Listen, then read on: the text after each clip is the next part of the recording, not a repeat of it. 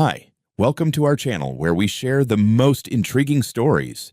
He came home to silence, mountains, and the promise of peace, only to find bulldozers tearing through his land, a forged signature, a stolen legacy, and one man ready to fight not with bullets, but with truth. Some wars don't end overseas, they just change their battlefield. I came back to Montana the way I always did after long trips, quietly, without announcements, letting the land tell me what I'd missed. The truck rolled past the old cattle gate just before dusk, the mountains bruised purple by the setting sun, the river running high from late spring melt. 10 days in Wyoming buying horses had left me tired in that clean, bone-deep way I remembered from deployments. Too much motion, too many people, not enough silence. My ranch was supposed to fix that. 1,800 acres of forest, hills, water, and stubborn land that didn't care who I was or what I'd done before I came back. I shut off the engine, sat there for a moment, and listened. Wind in the trees, a distant hawk. No engines, no voices. Exactly how it should be. I hadn't even finished unloading my bag when my phone rang. Walt's name came up on the screen. Walt was the kind of neighbor you only get in places like this. A third-generation farmer who knew the land better than maps ever could and minded his business unless something was truly off. When he called, it usually meant one of my fences was down or a bear had decided my pasture looked inviting. "Nathan," he said without preamble, "you buildin' something up north?" I leaned against the porch railing and frowned. "Up north, where?" "By the lake. That far section. Been seeing trucks, heavy ones. Figured you finally gave in and sold a piece." For a second, I honestly thought he was joking. I let out a short laugh. "I haven't sold a damn thing, Walt. And I'm not building anything." There was a pause on the line, the kind that carries weight. "Then you might want to go take a look." I didn't argue. I grabbed my keys, my drone, and a thermos I hadn't even had time to refill. The drive to the northern section took about 40 minutes if the road behaved, and closer to an hour if it didn't. Tonight, it behaved just enough to let my irritation simmer instead of boil. The farther I drove, the more wrong everything felt. Tire tracks where there shouldn't have been any. Fresh ruts cutting into old paths I hadn't used in years. The land looked disturbed, like a body that had been moved after death. I stopped at the ridge overlooking the lake and launched the drone. The screen came alive, and with it, the first real punch to the gut. Trees were gone. Not a few, dozens.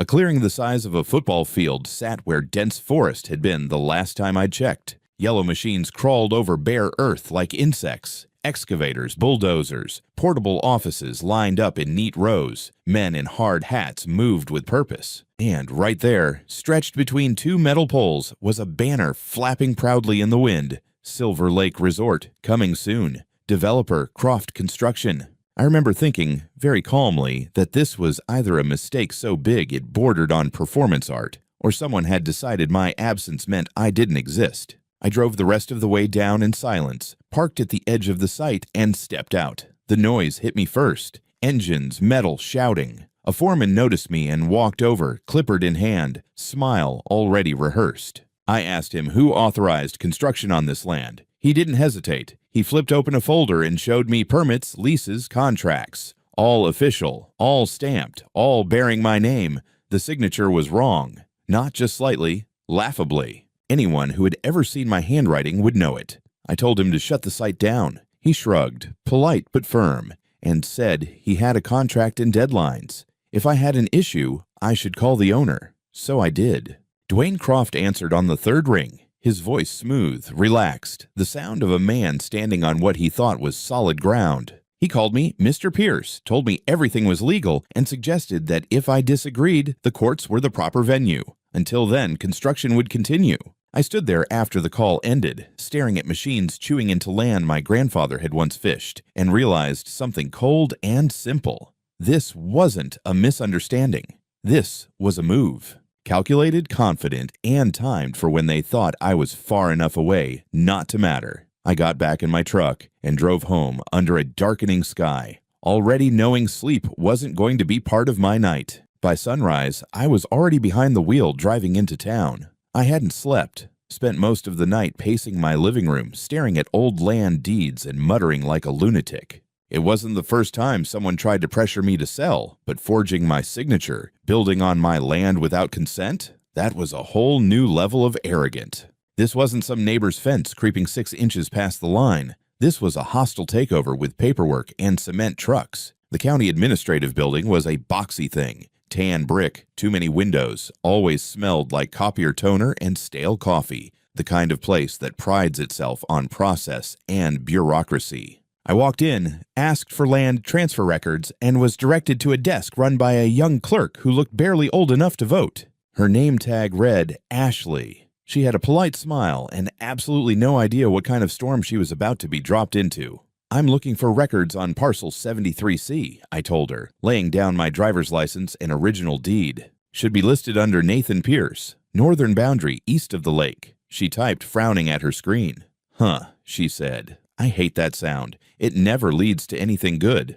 "What, huh?" I asked. "Well, it says that parcel was sold 3 months ago to a company called Silver Ridge Land, LLC. The transfer was notarized by a Gary Lomax. Sale price, $75,000. I let that number sit in the air a moment. 75 grand. That land, by conservative estimate, was worth over $1.2 million. You don't even get a crumbling riverside shack out here for $75,000. I leaned in. "Look at the signature on the seller line."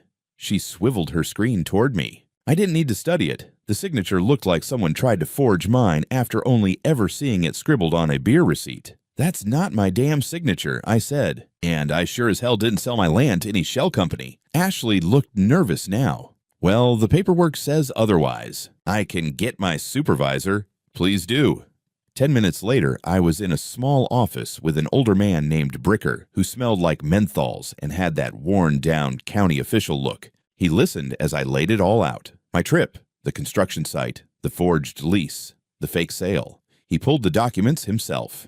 "Yep, signed by a Gary Lomax," he said, tapping the notary stamp. "He's a local attorney, does a lot of work with HOAs. Kind of a fixture around here."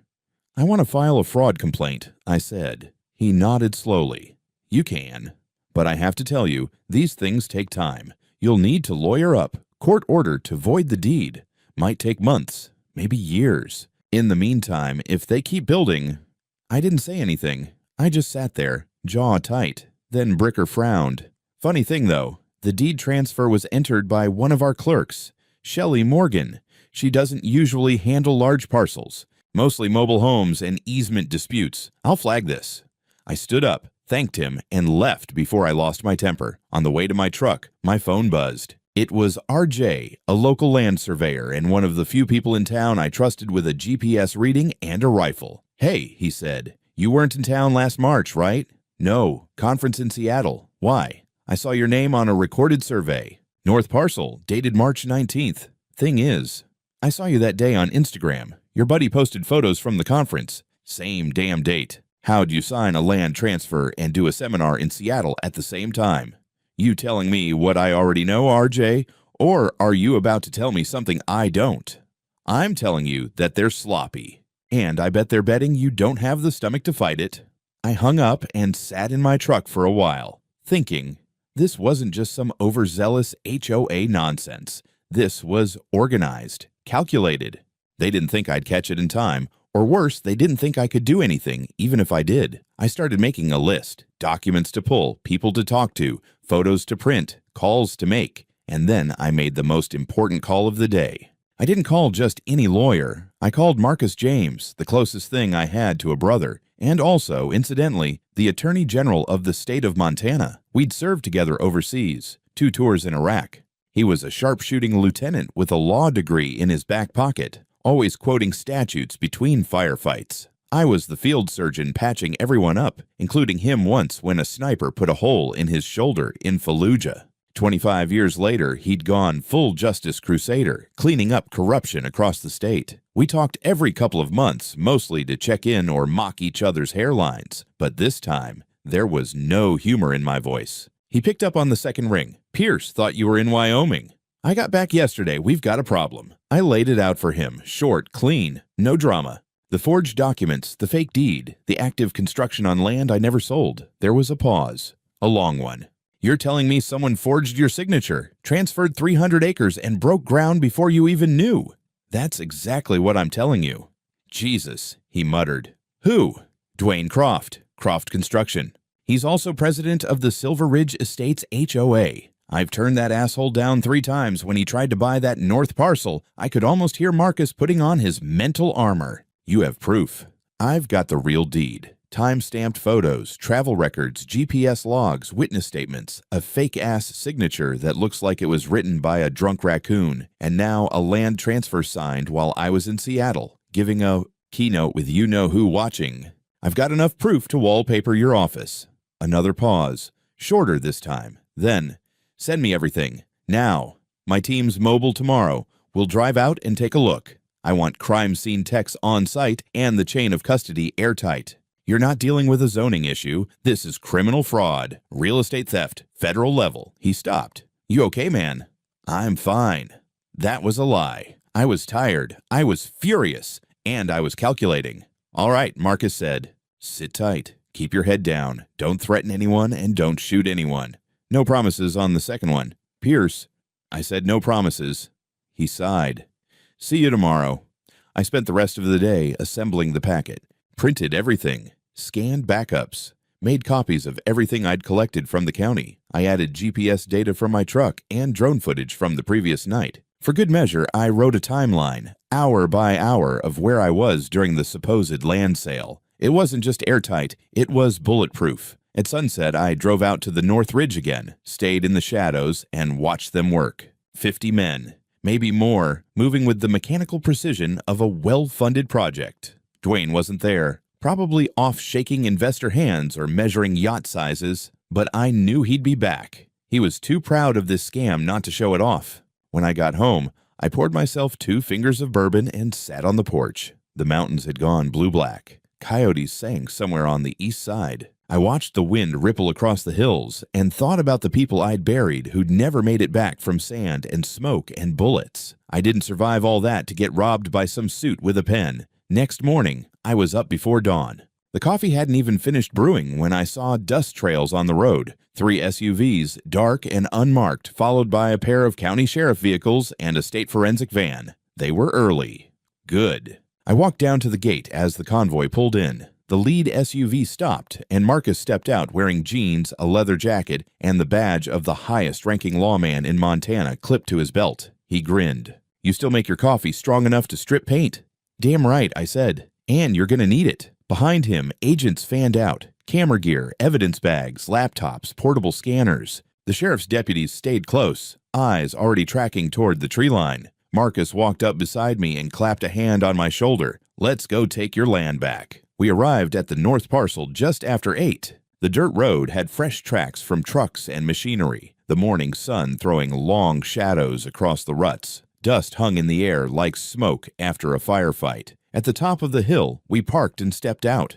From there, you could see the whole operation, massive, fast, and loud. Construction crews were already at work, hammering, pouring concrete, moving steel beams. An excavator dug into the earth like it was racing a deadline. A group of men in hard hats stood near the banner, Silver Lake Resort, coming soon. Among them, I spotted the man himself, Dwayne Croft. He looked exactly like the kind of guy who built overpriced suburbs for out-of-staters. Perfect hair, designer sunglasses, button-down shirt too clean for a real job. He was talking animatedly to a group of investors, gesturing toward the lake like he owned the view. Marcus adjusted his jacket and turned to his team. "Phones off, body cams on. We're going in." The convoy moved like a tactical unit. 3 agents took point, 2 deputies fanned out wide, and Marcus and I walked straight down the hill. We didn't sneak. We didn't yell. We just walked. Deliberate, heavy-footed, law-riding shotgun. It took a few seconds for anyone to notice. Then one of the workers stopped, shouted something. Heads turned. The noise of machines didn't stop, but the rhythm broke. A ripple of confusion spread. Croft saw us last. At first, his smile didn't fade. He probably assumed it was a zoning check or permit drop-in. Then he saw Marcus. And the badge. That was when the smile broke. I'll admit, I enjoyed that moment more than I should have. Marcus raised his voice loud enough to cut through diesel engines and steel. "Everyone step away from machinery and cease all work. This is a state-led criminal investigation. You are trespassing on private property and are subject to detainment if you fail to comply." That got their attention. The excavator cut off with a hydraulic hiss. Foreman dropped his clipboard. The cement mixer rumbled to a stop. Silence rolled across the site like a storm front. Croft stepped forward, composed, but I could see the stiffness in his walk. "What's the meaning of this?" he demanded, voice tight. "You can't just walk onto an active work site." Marcus held up a hand, badge clearly visible. "Dwayne Croft, you are under investigation for criminal conspiracy, real estate fraud, forgery, and unlawful construction on private land. I have permits. I have a lease. Everything was approved by the county. And every one of those documents is under suspicion of being forged, falsified, or fraudulently obtained," Marcus interrupted, his voice sharp. "You'll have a chance to explain yourself in court." Croft turned to me. "Is this your idea of a joke, Pierce? You bring the Attorney General out here to make a scene?" I didn't flinch. "This is your scene, Dwayne? You built it. I'm just here for the demolition." One of Marcus's agents stepped forward, handing Croft a sealed folder. "Warrant to seize all construction equipment, digital records, and physical documentation on site," Marcus said. "Every crew member will be questioned. If they resist, they'll be arrested." A heavy silence followed. For a second, I thought Croft might try to argue, but instead, he turned, fast, toward his SUV. Big mistake. 2 deputies moved immediately. "Hands where we can see them." Croft ignored them and reached for the door handle. A second later, one of the agents took him down with a clean shoulder tackle. Dust flew. Croft hit the ground hard, face in the dirt. Arms twisted behind him as handcuffs clicked into place. Investors stared in stunned silence. One of them, a man in an expensive linen shirt and deck shoes, muttered, "What the hell is going on?" I turned to them. "You invested in a resort built on stolen land. That lakefront view? That's mine. You were conned." Another man looked pale. "I wired in $400,000 last week." "Then you might want to talk to your lawyer, and fast." One of the workers tried to start an excavator. Marcus raised his voice again. "Any operator attempting to move equipment will be detained. You've all been warned." The guy hesitated, then climbed down with his hands up. Within 30 minutes, the entire site was locked down. Crews were being interviewed in small groups. Digital files from on-site laptops were being cloned. A drone team arrived to map the area. It was surgical, precise, and relentless. Marcus didn't miss a step. I walked the perimeter with one of the deputies, pointing out where the tree line had been before they cleared it. He shook his head. "They bulldozed half a forest. How the hell did they think no one would notice?" "Because they thought I'd never check," I said. Back at the main clearing, Marcus was reviewing the forged lease agreement the foreman had shown me the day before. It had my name printed cleanly across the bottom, with a signature that looked like someone had copied it from memory with a crayon. He held it up and gave me a look. "You sign this with your foot?" "Left hand." "While being electrocuted," I said. He chuckled, then nodded toward the state crime techs bagging documents. "We've got at least 3 felonies here already, more depending on what we find in Croft's offices." As if on cue, one of the agents walked over. "Sir, we've started the search at Croft Construction HQ. His office safe had $200,000 in cash and a set of backup drives labeled with parcel IDs. Looks like he kept records." "Of course he did," Marcus muttered. "Guys like him always do. Arrogance leaves a paper trail." Just before noon, clouds started gathering over the mountains. A storm was building. Montana spring weather liked to change the mood without warning. I looked up, watching the sky churn. Then my phone buzzed. It was Ray Tomlin. He was one of my oldest local contacts. Used to be a forestry supervisor. Helped me with erosion management last year. He'd walked my land more than most. Helped me cut lines through dense timber. "Nathan," he said, voice low. "I need to see you. In private. Tonight." "Why?" "I think I screwed up. Bad. And I owe you the truth." My stomach tightened. "You home around 7?" he asked. "I'll be waiting." Ray showed up just after 7. Old red pickup. Dented fender, tailgate held by a bungee cord. Nothing unusual, except this time he didn't honk or wave like he normally did. He parked halfway up the drive and sat there for a minute before killing the engine. I stepped off the porch, watching him closely. He climbed out slowly, his hat pulled low. The man looked older than he had a week ago, like whatever weight he was carrying had started pressing into his spine. "Coffee?" I asked. "Something stronger." We sat on the porch. I poured 2 fingers of bourbon for each of us. Ray didn't say anything for a while, just stared out at the ridge like it might tell him what to say. Finally, he set the glass down and cleared his throat. "I messed up, Nate. Real bad." I didn't say anything. I didn't know how deep it went. Honest to God, I didn't. But I helped them, Croft's people. That hit harder than I expected. Ray had been around since before I bought the ranch. Hell, he knew my grandfather, helped me mark old cattle paths, set boundary markers, run burn checks. The man knew my land better than half the surveyors in the county. "How?" I asked. He took off his hat and ran a hand through thinning gray hair. "Few months back, some fella from Croft Construction, project manager, I think, called me. Said they were prepping to build out by the lake, and they needed eyes on the ground. Said you were on board, but traveling a lot. Wanted help figuring out terrain access, where to run equipment, where signal was weak. Offered me $5,000 just to walk the land and tell 'em where not to get stuck. Sounded shady, but hell, I was behind on taxes. Figured it was some side hustle, maybe a handshake deal they hadn't filed yet. You thought I sold them land and didn't say a damn word." He winced. I told myself it wasn't my place to ask. Ray reached into his coat and pulled out a flash drive, wrapped in a small plastic bag. I recorded a couple of the calls just for my own ass covering. Don't even know if they're useful. But there's names, dates, locations. I took it. It was heavier than it should have been. "I'm sorry," he said again.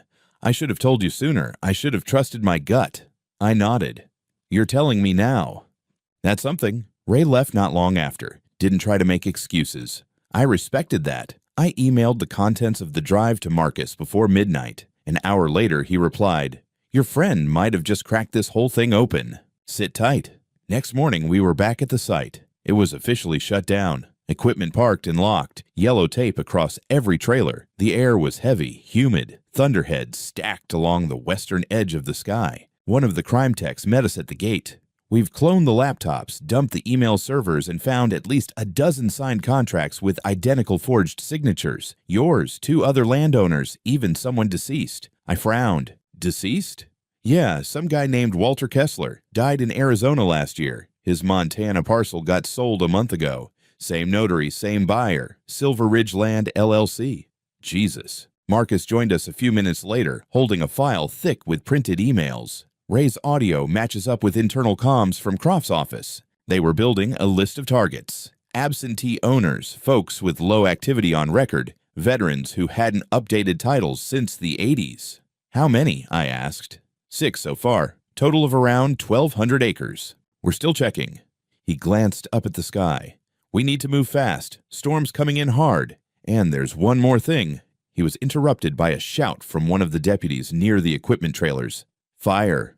We turned. A thick, black column of smoke had erupted from behind the eastern tree line. The wind, which had been low all morning, suddenly kicked up. Lightning must have hit a dry patch, maybe an old pile of brush left behind. Either way, the forest was catching. Within 10 minutes, flames had reached the edge of the staging zone. Wind drove it toward the trailer where the seized evidence was being processed. Laptops, hard drives, printed documents, and Ray's flash drive backup. Marcus barked orders, and I didn't wait. I sprinted for the trailer with 2 deputies on my heels. The fire crackled like a freight train, embers flying sideways. Smoke clawed at my lungs. We reached the door just as the outer plastic trim started to melt. Inside, I found the metal case holding the electronics. It was hot to the touch, but not scorched yet. I hauled it out, one deputy covering me with a wet tarp while the other cleared the path. We made it out just as the trailer caught. 1 minute later, and everything would have been ash. The fire crews arrived soon after, cutting a line along the ridge, back-burning the east slope. They stopped it before it jumped to the main forest, but we lost 2 trailers and a power generator.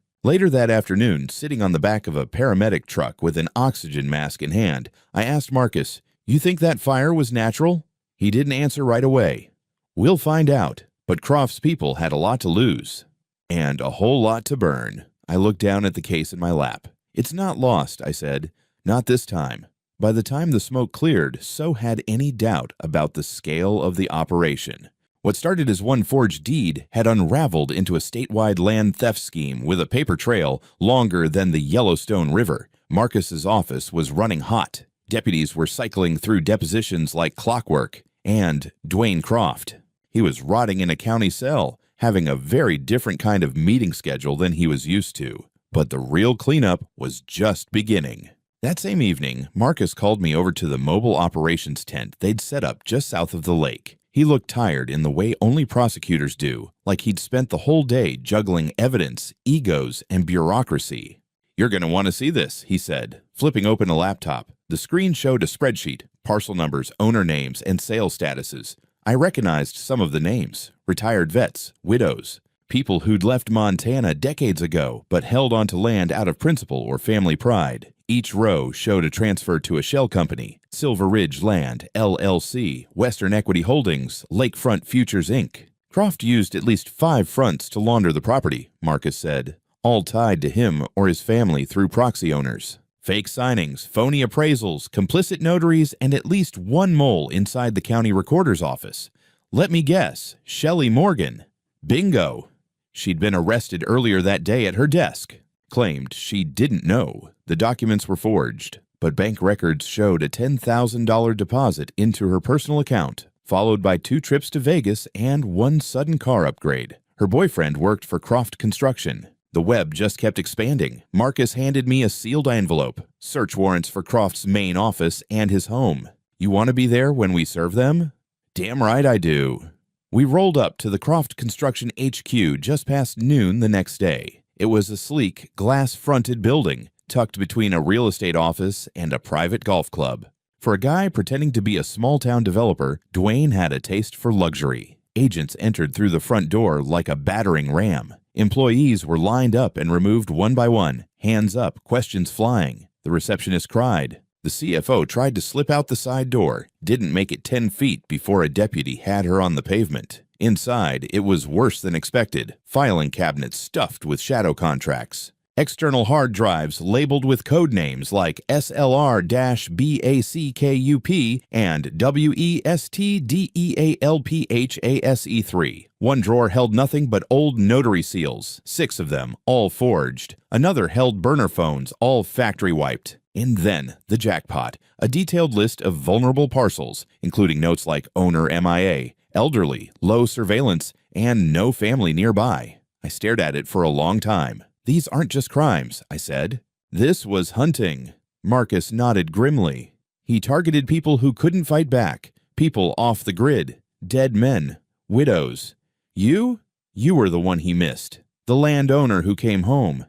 We moved to Croft's house next. Gated community, triple-car garage, security cameras everywhere. Inside, the arrogance was turned up to 11. Marble floors, abstract art, wine cellar with nothing under $200 a bottle. And upstairs, hidden in a walk-in closet, we found something that made Marcus whistle. A literal bag of cash, over $400,000 in neatly bundled stacks. Next to it, a ledger. Payouts to various consultants, including Gary Lomax, the crooked notary, and several unnamed county contacts. When we got back to the command tent, news had already broken statewide. Marcus's office released a press statement outlining the scope of the investigation: real estate fraud, document forgery, conspiracy, and grand larceny, with total land values exceeding $6 million. The headline read like something out of a mafia documentary. That night, I got a call from one of the investors I'd seen on site, the guy in the linen shirt.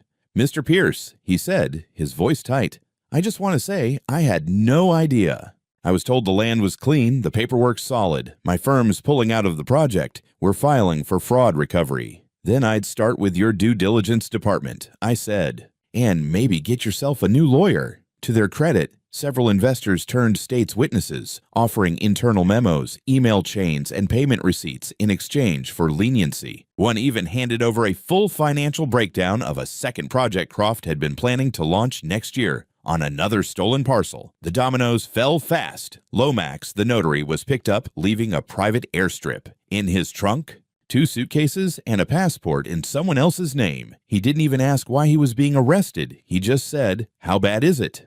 "Federal bad," the agent answered. The next morning, Marcus got the green light from the feds. They were stepping in. Asset seizures began within 24 hours. Croft's homes, accounts, vehicles, and even a private island he'd bought in Canada using one of the shell companies. His wife filed for divorce before lunch. It was brutal, and it was beautiful. But for me, the most satisfying moment came when I walked back out to the north parcel with my original deed in one hand and a fresh legal order in the other. The land was quiet now, no engines, no shouting, just the wind through the trees trying to grow back, and the lake reflecting a sky finally free of construction dust.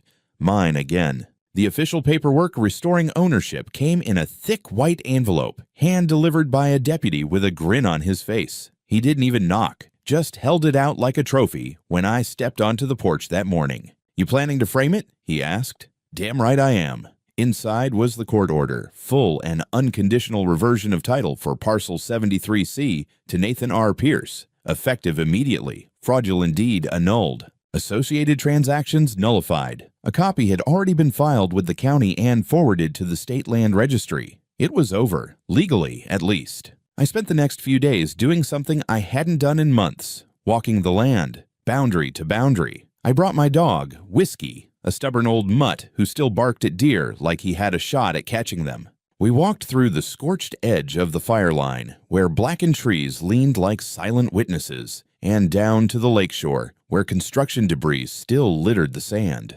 I picked up a piece of rebar, thick and rusted, and hurled it into the water. The splash echoed like punctuation. Then came the restitution hearings. Croft's accounts were seized, and from the frozen assets, the court ordered partial restitution to investors and landowners. Not a full recovery. Some of the money was gone, funneled into offshore holdings or laundered through fake companies, but enough to make a dent. I received a check for $180,000 in damages, compensation for land disruption, ecological impact, and loss of use. Marcus pushed hard for the ruling. The judge agreed, citing the flagrant abuse of trust and process in Croft's actions. 12 other landowners, many of them elderly, some already living out of state, were tracked down, their parcels restored. I watched one of them, a Korean War vet named Elmer, break down over Zoom when the judge read the decision. He hadn't set foot on his land in 30 years, but he'd kept the tax bills paid every damn year. And Croft had tried to steal it right out from under him. Justice hit different when you saw the relief on a man's face. Shelley Morgan took a plea deal, 4 years in a minimum security facility, and full forfeiture of her bonuses. Her boyfriend, who'd funneled intel from inside the assessor's office, got 5. Lomax folded fast and spilled every name he could remember. He lost his license, his bar membership, and his freedom. 8 years, no parole. But Dwayne Croft, he went to trial. Federal court. Multiple counts: wire fraud, land theft, document forgery, conspiracy, laundering. His defense tried to play the victim card, said he was misled by subordinates, that the documents appeared legitimate. The jury didn't buy it. Not when Marcus played Ray's audio recordings. Not when they saw the investor memos, and definitely not when they looked at the ledger marked targets most likely to overlook paperwork. 22 years. No parole. When the sentence was read, he didn't react. Just stood there like a man who still thought he'd be having lunch at his golf club by next week. After the sentencing, Marcus and I walked out of the courthouse together. He looked beat. 2 weeks of nonstop court, press conferences, and paperwork, but there was something relaxed in his shoulders I hadn't seen in a while. "That's a hell of a body count," he said. "Better than most of our deployments." He laughed. "Yeah, and a lot more paper." We stood in silence for a while on the steps, watching as the media circus packed up. "What's next for you?" he asked. "I've got a plan," I said. "Not for me. For the land." 1 year later, the north parcel looked nothing like it did the day Croft's bulldozers tore into it. The land had healed in places, slowly, patiently, as Montana land does. Saplings pushed through fire-scarred soil. Birds came back, nested in what branches remained. The lake, untouched by greed now, reflected skies that had finally stopped choking on dust. But the biggest change wasn't nature. It was people. Where the resort sign once stood, a new one hung on an old cedar post, carved by hand by a local vet named Ty. "Lakefront Reclaim, Camp for Combat Veterans. No fees, no suits, no bullshit." Yeah, that last part was mine. I used part of the restitution money and a good chunk of my own savings to start something that had been sitting in the back of my mind for years. A place for people like us, not just soldiers, but combat veterans. The ones who'd seen things that never quite left your bloodstream. People like Marcus, who walked into fire with a pen instead of a rifle. People like me, who had too many scars and not enough words for them.